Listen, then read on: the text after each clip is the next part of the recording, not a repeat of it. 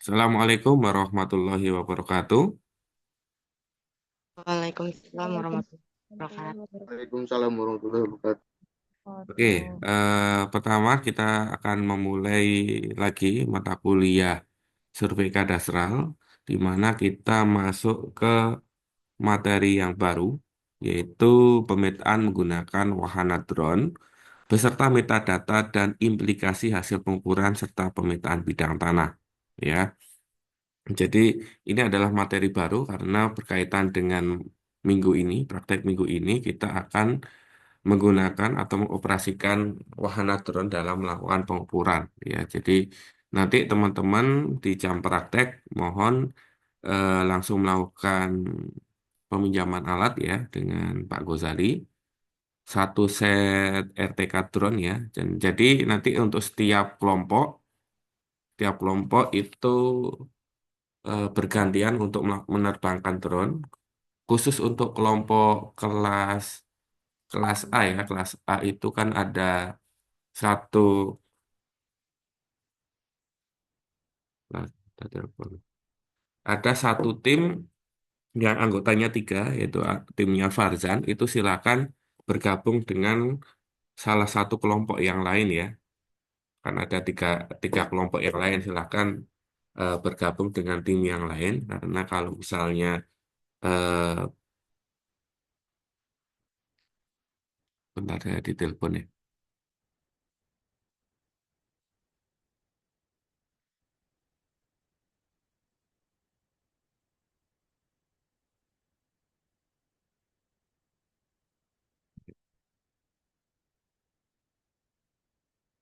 Oke, jadi nanti bergabung aja kelompoknya Farzan dengan kelompok yang PBL-nya Bu Cahaya, yang penelitiannya Pak Zain. Saya agak lupa susunan kelompoknya, kalau nggak salah kelompok satu ya. Jadi nanti kelompok Farzan bergabung.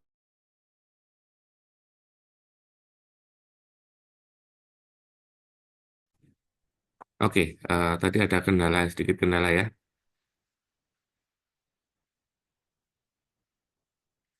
Oke, jadi nanti timnya Farzan bergabung dengan kelompok satu ya untuk praktek drone. Dan nanti mohon setiap kelas untuk melakukan pemborangan alat ya,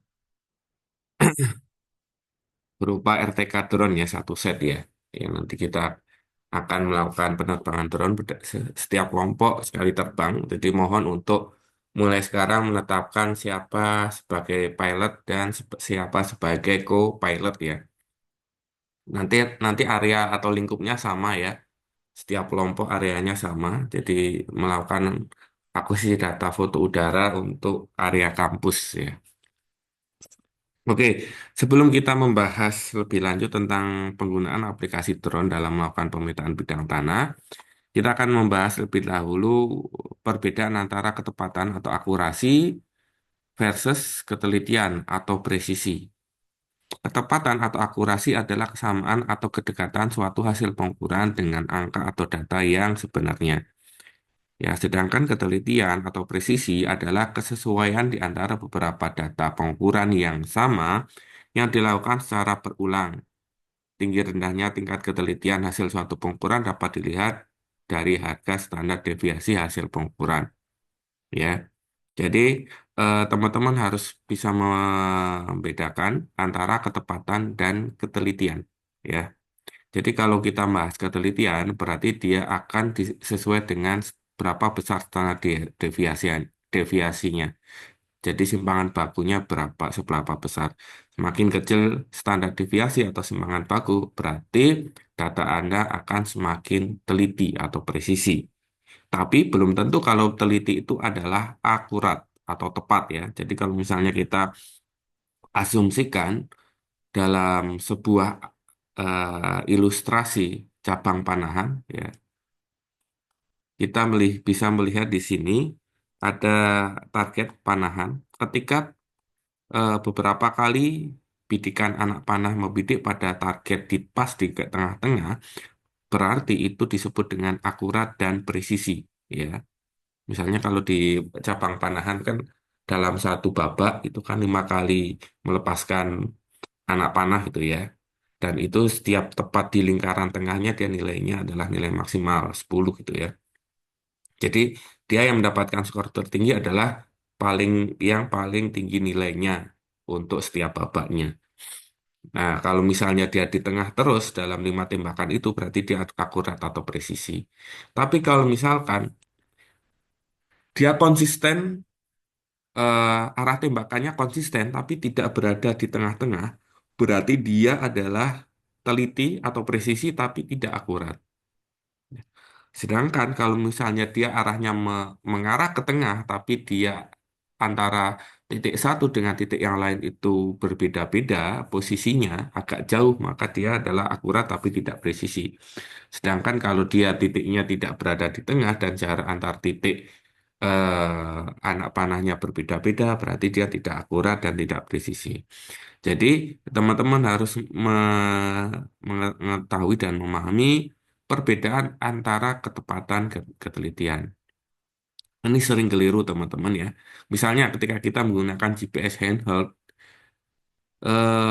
teman-teman harus tahu ini itu nilai akurasi atau nilai ketelitian alat ukur GPS handheld ketika kita membahas ketelitiannya adalah 3 meter. Berarti maksudnya adalah setiap hasil perekaman itu memiliki simpangan bagus sebesar 3 meter. Dia tidak membahas tentang akurasi. Ya, jadi kalau ketepatan akurasi itu biasanya bisa kita ukur dengan nilai yang dianggap benar. Tapi kalau ketelitian itu diarahkan untuk melakukan perhitungan secara statistikal. Kemudian kita bisa melakukan uji-uji yang lain seperti uji T, uji uji Fisher dan lain sebagainya. Nah, kita akan memahami metadata berdasarkan Kamus Besar Bahasa Indonesia.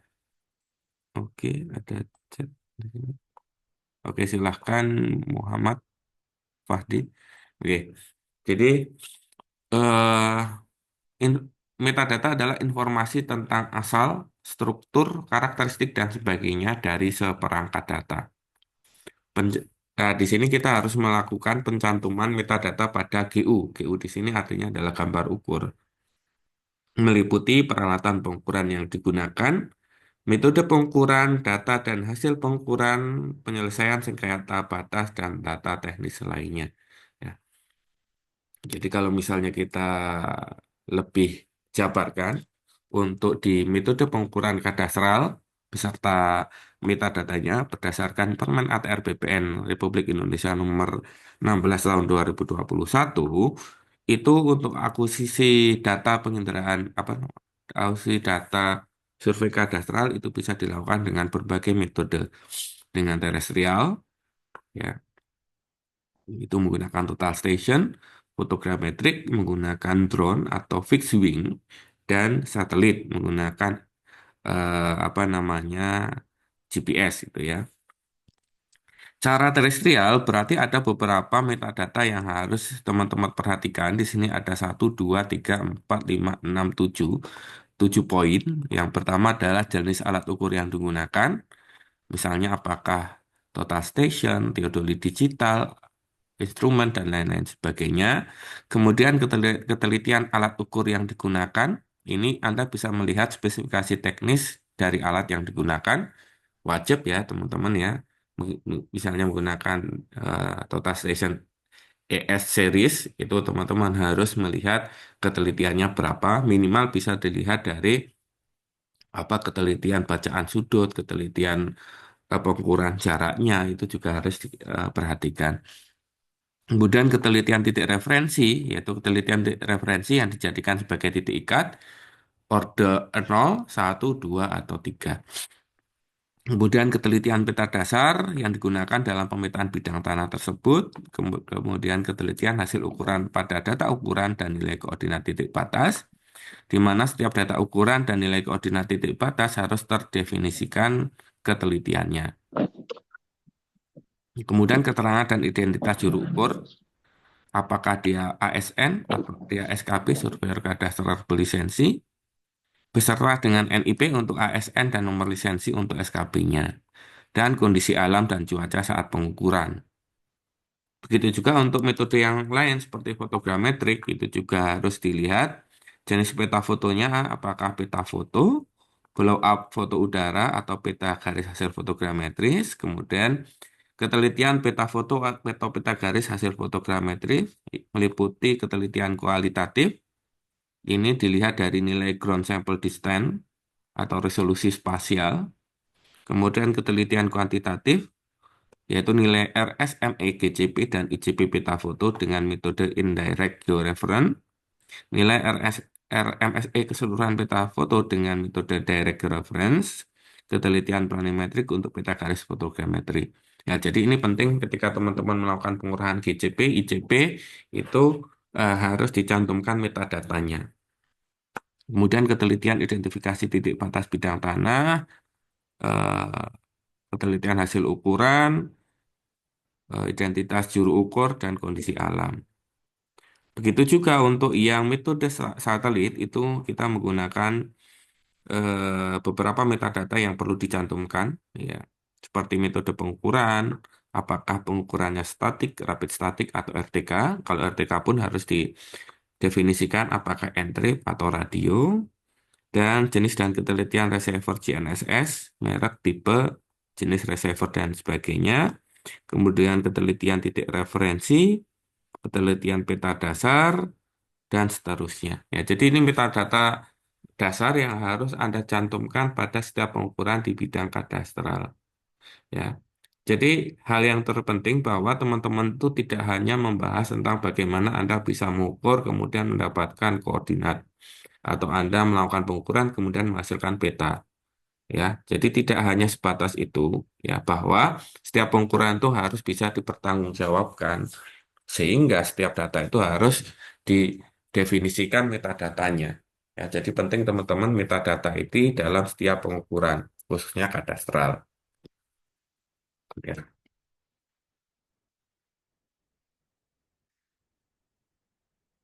Oke, di sini adalah terdapat beberapa kendala spasial bidang tanah. Yang pertama adalah hasil pengukuran dan pemetaan kegiatan PTSL masih sporadis, jadi bidang per bidang ya, belum sistematik ya. Padahal PTSL itu kan kepanjangannya adalah pendaftaran tanah sistematik lengkap ya. Harusnya dia dibedakan berdasarkan satu blok ya, atau minimal satu desa. Data hasil pengukuran bidang tanah belum terdaftar masih ditemukan tumpang tindih atau overlap dengan data bidang tanah yang sudah terdaftar terpetakan. Ya, ini juga dilatar belakangi karena adanya berbagai macam metode pengukuran yang dilakukan antara pengukuran yang kita lakukan hari ini dengan metode pengukuran yang dilakukan kepada bidang-bidang tanah di samping kanan kiri yang mungkin menggunakan metode yang lampau atau berbeda, misalnya menggunakan pita ukur, menggunakan total station, sedangkan pengukuran sekarang menggunakan wahana drone atau fixed wing, ya, sehingga hasil akurasi dan presisi, ya, ketepatan dan ketelitiannya itu berbeda, tidak konsisten, sehingga akan menimbulkan overlap, tumpang tindih itu ya. Sehingga antara bidang tanah terdaftar terpetakan dengan kualitas bidang tanah KW 1, 2, 3 masih terdapat tumpang tindih atau overlap. Padahal KW 1, 2, 3 itu termasuk kualitas bidang tanah yang bagus. Tuh ya. Dan terdapat hambatan pada pelaksanaan plotting bidang tanah untuk KW 4, keempat, yaitu KW kualitas bidang tanah KW 4, 5, 6. Dan yang terakhir, bidang tanah terdaftar terpetakan belum sesuai dengan kondisi sebenarnya di lapangan. Penyebab utamanya adalah tidak tersedianya peta dasar pendaftaran yang komprehensif dan dilengkapi dengan peta foto ataupun citra satelit resolusi tinggi yang tergeoreferensi. Sehingga dengan perkembangan pesawat udara nirAWak ya, atau yang kemudian kita singkat sebagai PUNA atau penggunaan UAV, UAV telah dilengkapi dengan Global Navigation Satellite System dan dengan menggunakan pemrosesan post-processing kinematik menghasilkan GNSS PPK untuk mendapatkan ortofoto dapat mereduksi kebutuhan atas ground control point. Ya. Namun nanti prakteknya kita di lapangan tetap menggunakan GCP ya, karena teknologi apa GNSS drone kita itu atau RTK drone kita itu masih hanya RTK drone ya, belum belum bisa mengakomodir kemampuan untuk PPK-nya. Ya, jadi PPK-nya belum terakomodir sehingga kita harus membutuhkan GJB. Jadi kita prosesnya itu adalah indirect georeferencing. Belum bisa melakukan direct georeferencing. Jadi kita tetap menggunakan penggunaan GJB. Begini adalah alur pembuatan peta foto menggunakan wahana drone. Yang pertama adalah melakukan gerakan bersama pemasangan tanda batas. Tanda batas dapat berupa titik atau patok batas, pagar atau tanda batas tetap lainnya yang dapat diidentifikasi pada peta foto. Ya, jadi sebelum kita melakukan pemotretan udara, kita harus melakukan pemasangan patok batas pada batas-batas bidang tanah yang akan kita petakan. Nah, ya, dikarenakan kita nanti itu masih lokasi simulasi, lokasinya itu di kampus Polibatam, ya, sehingga untuk titik-titik patok bidang tanahnya itu kita tidak pasang dulu, ya, kita tidak pasang dulu, dan nanti kita menggunakan simulasi bidang tanahnya dari batas bidang-bidang yang rigid ya, seperti lapangan voli, kemudian lapangan basket gitu ya, nah, yang nanti akan kita ukur luasannya ya. Dan mungkin untuk simulasi ini nanti menggunakan batas dinding gedung ya. Tapi kalau untuk realnya di lapangan kita harus pasang-pasang patok. Kecuali kalau bangunan itu luasnya 72 kebangun full 72 meter persegi ya berarti kita tidak eh, apa namanya kita tidak pasang patok. Kemudian yang kedua adalah pembuatan titik tetap atau base station. Titik tetap dibuat pada area pekerjaan pada tempat terbuka serta berada di tengah area pekerjaan. Titik tetap diikatkan pada stasiun KOS dengan jarak baseline maksimal 50 kilometer atau diikatkan pada TDT diukur menggunakan pengamatan satelit atau survei GNSS melalui metode statik yang diolah secara post processing. Waktu pengamatan pengukuran titik tetap atau base station minimal 3 jam dengan interval waktu pengamatan minimal adalah 15 detik dan titik tetap menggunakan sistem koordinat geodetik lintang bujur dan tinggi pada spheroid WGS 84 dan ditransformasikan pada sistem koordinat TN 3 derajat sehingga kalau misalnya kita melakukan pengukuran di Batam, ya kita tidak lagi menggunakan polyedernya BP Batam, tapi kita sudah menggunakan sistem koordinat global UTM.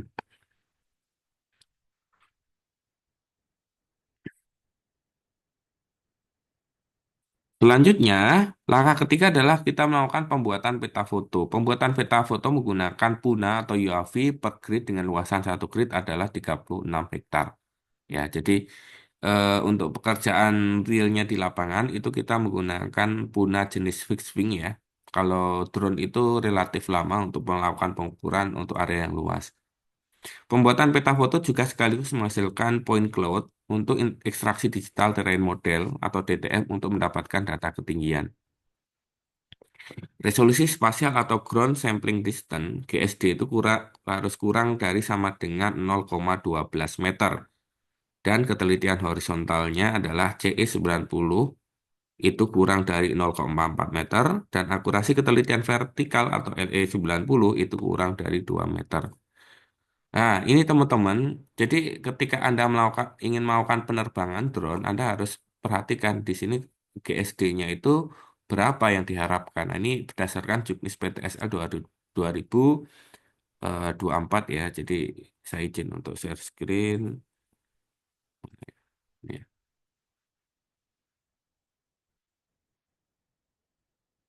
Ya, di sini saya sudah menjelaskan tentang ground simple distance calculator ya. Jadi di sini bagaimana sih kita melakukan perhitungan ya. Jadi untuk menetapkan akurasi pengukuran yang tepat, berarti di sini saya sudah mencantumkan link untuk melakukan pengukuran cepat ya berapa ketinggian terbang yang diharapkan untuk mencapai GSD sesuai juknis. Ya. Nah, ini ada ground sample distance calculator, jadi Anda di googling aja. Kemudian Di sini ada beberapa pilihan, ya. Banyak sekali wahana drone atau UAV yang bisa kita akan tentukan. Yang kita miliki adalah Cipentem 4 RTK. Maka kita akan mendapatkan spesifikasi dasar dari Cipentem 4 RTK. Seperti image wide, image height, sensor wide, sensor height, focal length. Nah, ini setiap setiap drone itu memiliki spesifikasi yang berbeda. Fungsinya untuk apa? Fungsinya untuk melakukan data validasi berapa GSD yang diharapkan. Kalau kita lihat di sini, di sini GSD yang diharapkan itu harus kurang dari 0,12 meter ya. Sehingga ketika kita hitung menggunakan simulasi katakanlah 100 meter. Apakah tercapai? Ya, tercapai ya karena dia sudah mencapai 2,74 cm per pixel. Di sini kan 0,12 meter ya, berarti 12 cm ya maksimal ya. Jadi kita masih bisa terbang dengan ketinggian 200 meter pun masih bisa tercapai, masih terpenuhi ya. Jadi kalau misalnya Anda tebak apakah boleh terbang di ketinggian 70 meter ya, sangat boleh gitu ya. Sangat boleh ya.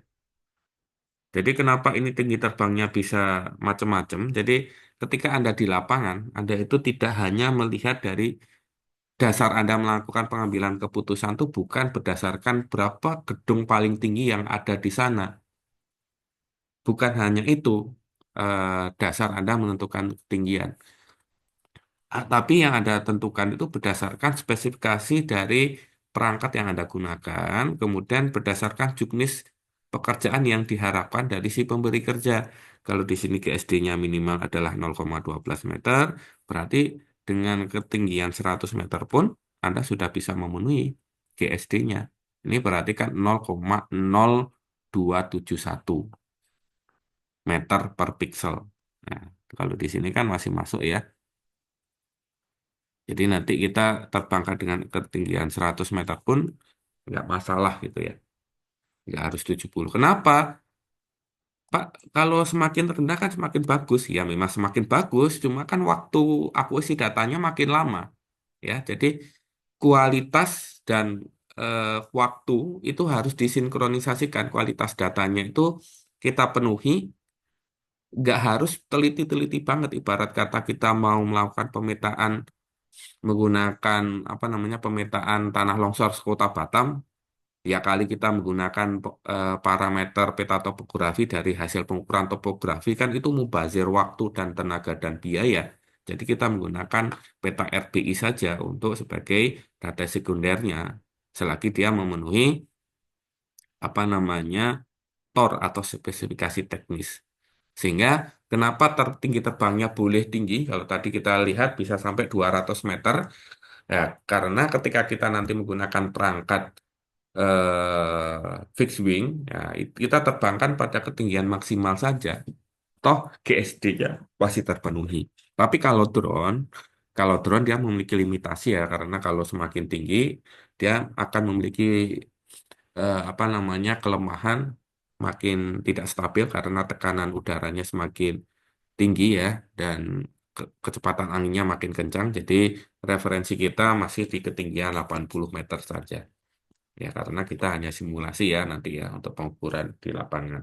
Jadi nanti ketika Anda setting ketinggiannya itu adalah 80 meter. Nah, di sini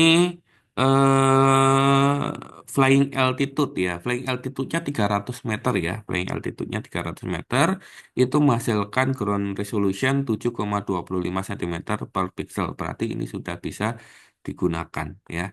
Karena tornya berapa tadi? 0,12 meter atau serat berapa meter ini? Berarti 12 cm.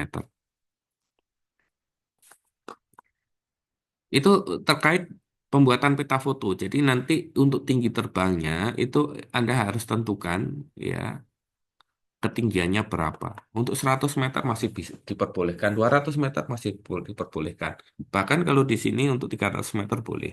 Cuma tentu saja setiap area itu memiliki peraturan untuk menerbangkan drone ya untuk area-area yang strategis ya, dan kita tidak boleh melewati lebih dari 200 meter untuk area yang di di Batam dan sekitarnya karena memang jalur lalu lintas pesawatnya sangat padat. Nah, seperti itu. Kemudian aku sih data titik ICP, ini jumlah titik ujinya untuk luasan kilometernya. Kalau dia kurang dari sama dengan 250, berarti jumlah titik uji untuk penelitian horizontalnya adalah 12, ya. Kalau lebih dari itu, maka disesuaikan dengan tabel ini, ya. Karena kita areanya adalah Politeknik di Batam yang luasnya kurang dari 250 km persegi, maka nanti titik ECP-nya adalah 12 titik pada area non-vegetasi.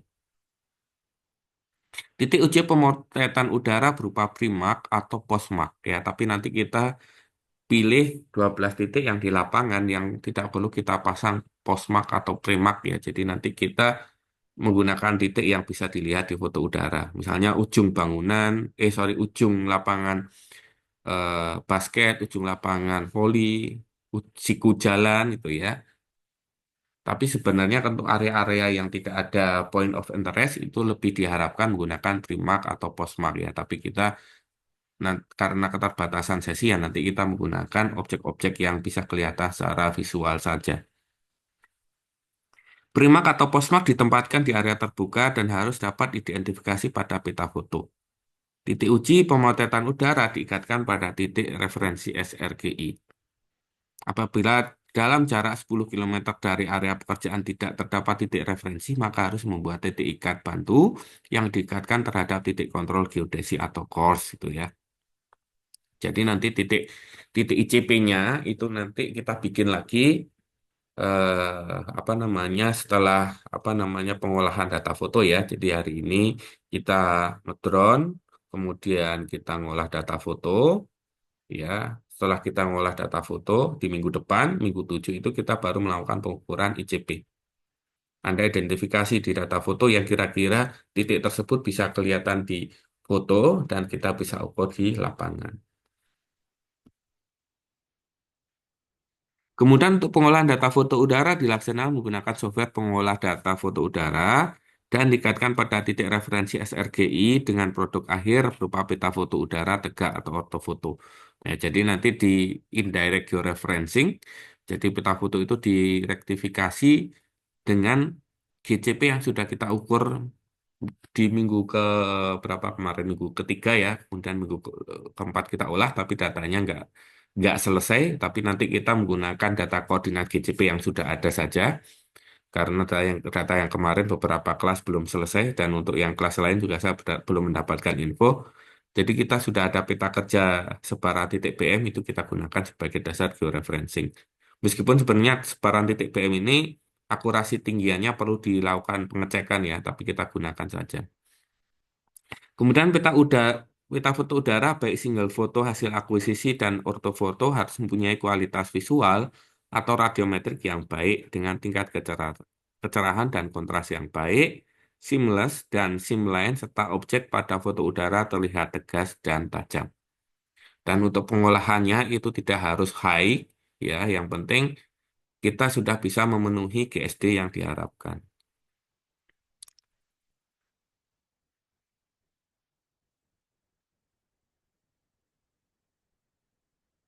Kemudian untuk pembuatan digital terrain model itu menggunakan software yang dapat mengekstraksi data point cloud, hasil akuisisi peta foto menjadi data terrain untuk masukkan data ketinggian elipsoid. Nah, ini teman-teman, baik kelas A dan kelas C, ya, mohon untuk minggu ini sudah harus melakukan pemborangan ke lab penginderaan jauh. Ya, jadi kalau yang Agisoft yang tersedia di lab kita itu hanya ada di lab penginderaan jauh. Jadi mohon setiap ketua kelas, ya Farzan dan siapa yang ketua kelas C ya, Melan itu melakukan pemborangan untuk meminjam lab penginderaan jauh minggu depan, mulai minggu ini. Ya, karena minggu depan kan yang ngajar kan dosen praktisi ya. Jadi melakukan pemborangan untuk melakukan peminjaman ruangan di lab penginderaan jauh karena di sana hanya ada di sana ada software Agisoft-nya untuk melakukan pengolahan data foto udara. Ya, ini adalah uji akurasi sesuai dengan Juknis PTSL 2024 ya.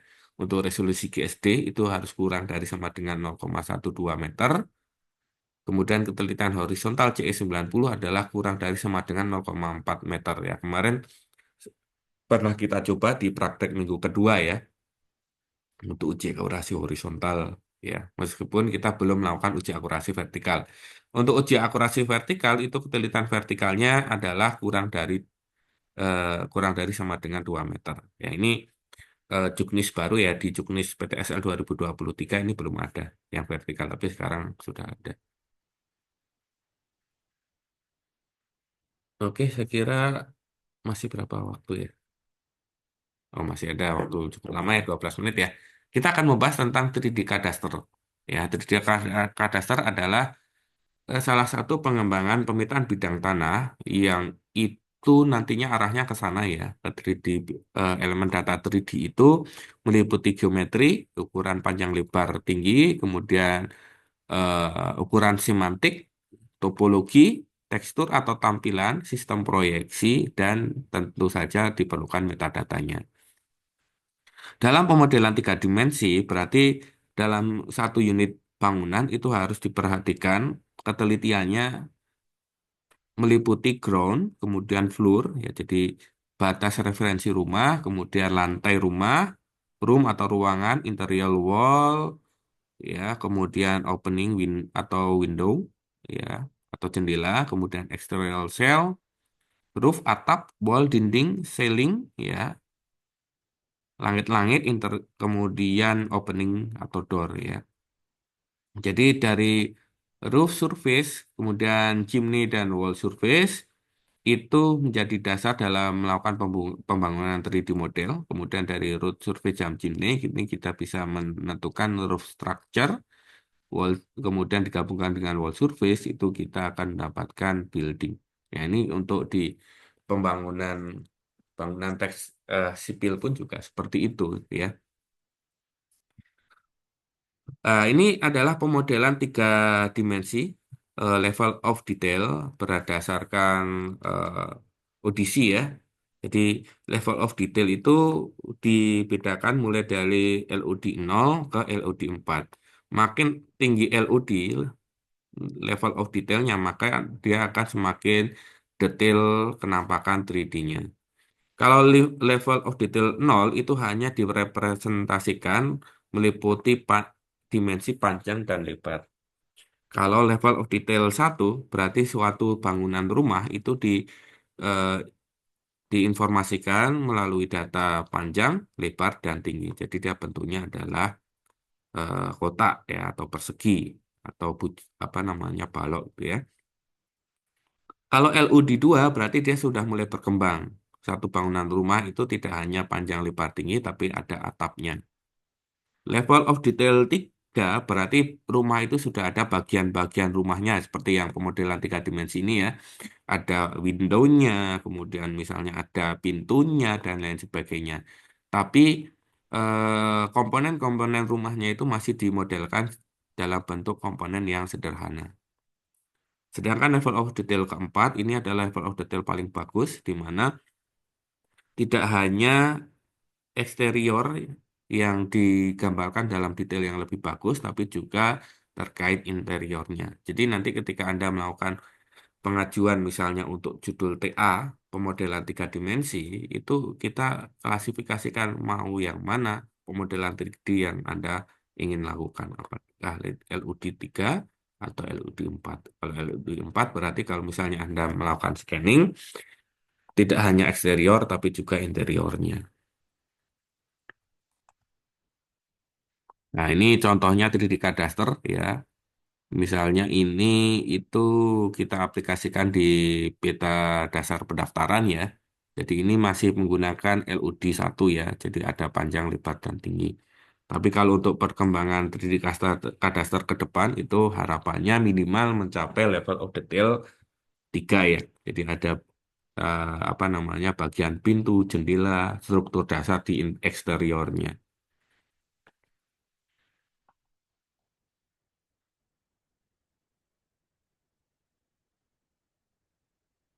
Nah, ini contoh implementasinya untuk yang di Bundaran HI, ya, dan stasiun MRT di Blok M di Jakarta, ya. Di sini pembuatan MRT di Jakarta menggunakan pemetaan bidang tanah berbasis dua dimensi, ya. Kemudian dibangun menggunakan apa namanya BIM, ya, Building Information Modeling, untuk membangun 3D model dari pembangunan calon stasiun MRT-nya.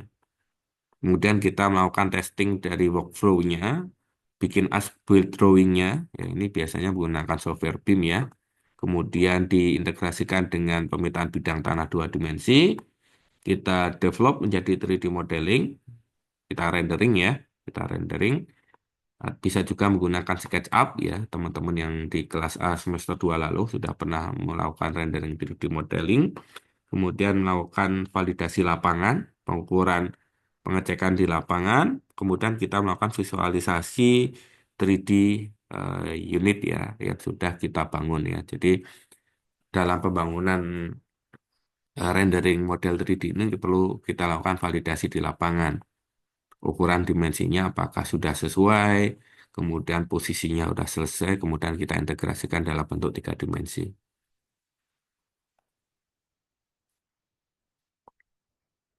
Oke, itu contoh ilustrasi untuk yang 3D kadastral, ya.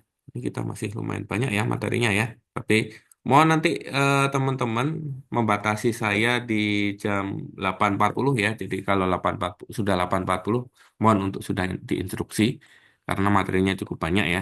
Jadi ini kita masuk ke pembuatan peta kerja. Jadi peta kerja dari peta foto dijadikan sebagai gambar ukur dan sebagai dasar identifikasi batas bidang tanah. Peta kerja memuat bidang tanah, hasil identifikasi batas dan pengukuran suplesi, dan hasil pengumpulan data fisik bidang tanah keempat. Ya, di dalam peta kerja memuat metadata sebagai berikut yang tadi dijelaskan di slide awal, ya. Ada jenis peta foto, ketelitian peta foto, ketelitian horizontal dan ketelitian vertikal, ketelitian dan identitas juru ukur, dan seterusnya, ya.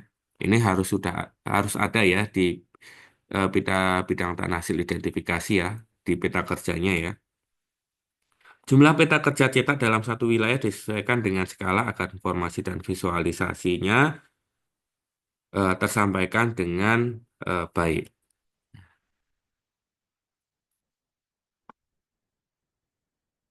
Kemudian selanjutnya setelah kita sudah membuat peta kerja dari hasil pengolahan foto udara, kemudian kita melakukan identifikasi titik batas bidang tanah pada peta foto. Identifikasi batas bidang tanah dilakukan bersama penunjuk batas dan masyarakat pengumpul data fisik dengan membawa peta kerja dan peta telaah yang sudah kita buat. Peta kerja itu hasil pengukuran foto udara yang sudah dilakukan uji akurasi, dan peta telaah yang pernah saya sampaikan di materi minggu kedua dan minggu ketiga teori, yang ada peta tematik dari apa Kementerian Kehutanan, RT RW, penggunaan lahan dan sebagainya. Proses identifikasi batas bidang tanah dapat dilakukan dengan media digital seperti komputer, tablet, atau yang lain, serta dengan bantuan proyektor untuk memudahkan proses identifikasi batasnya, atau dapat dilakukan juga dengan media cetak, ya. Jadi bidang-bidang tanah yang sudah kita identifikasi di peta kerja, kemudian kita perlu melakukan validasi dengan penunjuk batas dan masyarakat, ya, pengumpul data fisik. Ini benar nggak ini batasnya di sini? Oh, tanahnya si Desi di sini nggak? Oh, tanahnya si Dinda di sini nggak, gitu, ya. Jadi biar meminimalisir terjadinya sengketa tanah. Ya, sehingga identifikasi ditujukan pada rangka pemetaan bidang tanah dengan ketentuan di mana setiap fitur bidang tanah yang titik batasnya teridentifikasi pada peta foto harus dilakukan delineasi baik berupa batas alam maupun buatan. Misalnya pematang sawah, tembok, pagar, atau lainnya. Kemudian setiap titik batas bidang tanah diberikan tanda di atas peta kerja. Titik-titik batas bidang tanah tersebut dihubungkan dengan garis batas dan membentuk bidang tanah. Dan yang terakhir, inventarisasi bidang tanah yang telah bersertifikat KW1 sampai dengan KW6 dilakukan pada saat pengumpulan data fisik bidang tanah dengan menggali informasi kepada masyarakat atau masyarakat pengumpul data fisik mengenai letak bidang tanah yang telah bersertifikat serta informasi subjek haknya.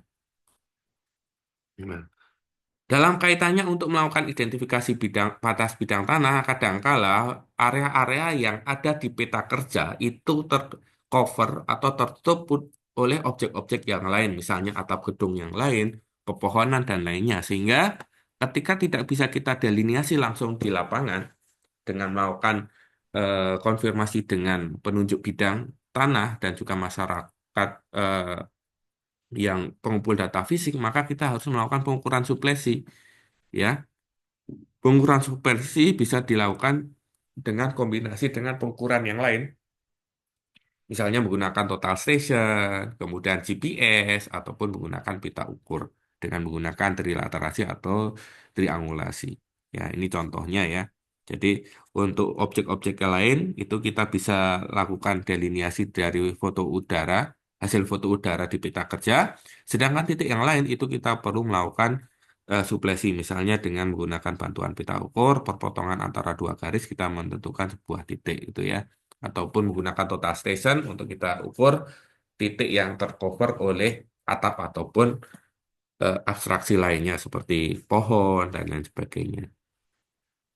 Kemudian kalau sudah, selanjutnya peta kerja yang sudah bagus itu dioverlaykan dengan hasil delineasi identifikasi bidang tanah, baik itu delineasi langsung ataupun dengan tambahan pengukuran suplesi, sehingga kemudian kita bikin peta bidang tanah. Ya, nah, peta bidang tanah inilah yang nanti akan kita bikin ya. Jadi proses kerja selama praktek survei kadastral ini itu sudah step by step ya. Pengukuran GCP, foto, ICP, kemudian nanti identifikasi, ya identifikasi bidang tanah, kemudian pengukuran suplesi, kemudian kita bikin PPT yang nantinya bikin GU dan SU ya. Dan semoga nanti diberikan kelancaran supaya semua materi di bidang kadastral itu teman-teman sudah dapatkan semua. Oke, saya kira sesinya selesai. Ini mungkin hanya refreshment lagi, pengukuran tentang perubahan mindset pengukuran bidang tanah terintegrasi. Silakan teman-teman pelajari. Ini ada orientasi hasil dari pengukuran jadi pemetaan. Kita perlu menggunakan single source of truth, yaitu peta pendaftaran atau GKKP yang ada di BPN. Kemudian untuk data bidang tanah itu kita tidak hanya batas bidang dengan bidang, tapi kita identifikasi bidang tanah itu berdasarkan batas setiap titik batas bidang tanahnya. Kemudian ini ketelitian dan akurasi yang tadi sudah saya singgung di awal untuk menghindari adanya overlap pengukuran yang sekarang dan yang akan kita lakukan di masa yang akan datang. Oke, mungkin itu saja rekan-rekan yang dapat saya sampaikan untuk materi survei kadastral hari ini. eh Minta tolong bantuannya Farzan dan Mailan untuk melakukan absensi siapa saja yang nggak hadir hari ini. Ada 53 mahasiswa ya berarti ya yang hadir hari ini. Nanti mohon japri ke saya ya untuk keperluan saya absen survei kadastral di minggu kelima. Oke, mungkin itu saja teman-teman. Nanti akan kita diskusikan lagi di materi praktek ya karena sesi teorinya sudah selesai. Saya cukupkan sekian. Saya Iri, wassalamualaikum warahmatullahi wabarakatuh. Selamat pagi. Waalaikumsalam.